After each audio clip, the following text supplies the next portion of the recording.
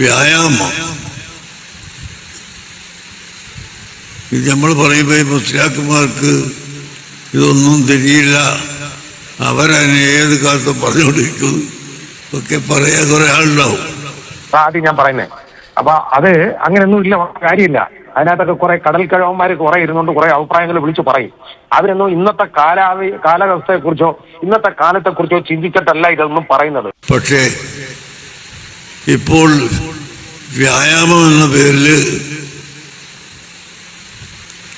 ഒരു പദ്ധതി ആരംഭിച്ച് എല്ലാ കുഗ്രാമങ്ങളിലും ടൗണുകളിലും അതിനുള്ള സൗകര്യങ്ങൾ ഏർപ്പെടുത്തിക്കൊണ്ടിരിക്കുന്ന പല സദസ്സുകളെ സംബന്ധിച്ചും നമ്മൾ അന്വേഷിച്ച് നോക്കുമ്പോൾ സ്ത്രീകളും പുരുഷന്മാരും ഇടകലർന്നുകൊണ്ട്, എന്ന് മാത്രമല്ല സ്ത്രീകൾ അവരുടെ ശരീരം പോലും തുറന്നുകൊണ്ട് ഈ വ്യായാമത്തിൽ ഏർപ്പെടുകയും സ്ത്രീ പുരുഷൻ തമ്മിൽ കാണലും നോക്കലും ഹറാമാണെന്ന ഈ ഒരു ധാരണ പോലും ഇല്ലാതെയാക്കി നാശങ്ങളും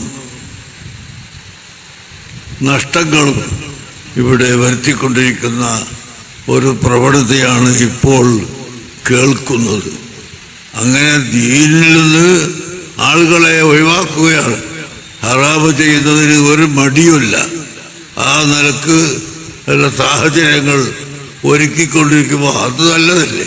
വ്യായാമം വേണ്ടേ എന്ന ഒറ്റ ചോദ്യത്തിൽ ഈ മുസ്ലിയാക്കന്മാർക്കൊന്നും ലോകം തിരിയാത്തവരാണ് എന്ന് പറഞ്ഞുകൊണ്ട് നമ്മളെ കുറെ ചീത്ത പറയുകയും ആക്ഷേപിക്കുകയും ചെയ്യുകയല്ലാതെ ഈ പറയുന്നത് സത്യമാണോ അല്ലേ, അതിൽ വല്ല കാരണങ്ങളും ഉണ്ടോ എന്ന് ചിന്തിക്കുക പോലും ചെയ്യാത്ത ഒരു വിഭാഗം ആളുകൾ.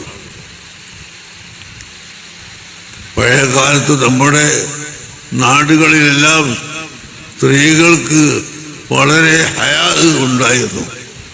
പുരുഷന്മാരെ കാണുന്നതും പുരുഷന്മാരെ കേൾക്കുന്നതും അവരുമായി സംസാരിക്കുന്നതും അത് ആവശ്യത്തിന് നിർബന്ധത്തിന് മാത്രം, അതിന് ചില നിബന്ധനകളോട് കൂടെ മാത്രമേ ചെയ്യാൻ പാടുള്ളൂ എന്ന് ഇസ്ലാമിൻ്റെ നിർദ്ദേശം പാലിച്ചു വരികയായിരുന്നു നമ്മുടെ നാട്ടിലുള്ള എല്ലാ സ്ത്രീകളും ചെയ്തിരുന്നത്. ഈ മറ അങ്ങോട്ട് എടുത്തു കളഞ്ഞ് ഇപ്പൊ വ്യായാമം, അതിനുവേണ്ടി പുരുഷനും സ്ത്രീയും ചെറുപ്പക്കാരികളായ സ്ത്രീകളും പുരുഷന്മാരും ഒരുമിച്ച് കൂടുന്നതിന് യാതൊരു വിരോധവുമില്ല എന്ന് പഠിപ്പിച്ച് ഇപ്പോൾ വമ്പിച്ച നാശം ലോകത്ത് ഉണ്ടാക്കിക്കൊണ്ടിരിക്കുന്നതായിട്ടാണ് കേൾവി. നമ്മളത് കാണാൻ പോയിട്ടില്ലല്ലോ, കേട്ടത് അല്ലാതെ നമുക്ക് മനസ്സിലാക്കാൻ ഞാൻ കാണാൻ പോയിട്ടില്ല.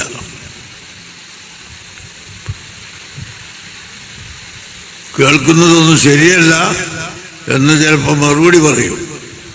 എന്നാൽ അന്യ സ്ത്രീകളും പുരുഷന്മാരും ഇടകലർന്നുകൊണ്ട് കളിക്കുന്നുണ്ടോ എന്ന് ചോദിച്ചാൽ അതില്ല എന്ന് പറയാൻ ഇവർക്ക് സാധിക്കുന്നുമില്ല.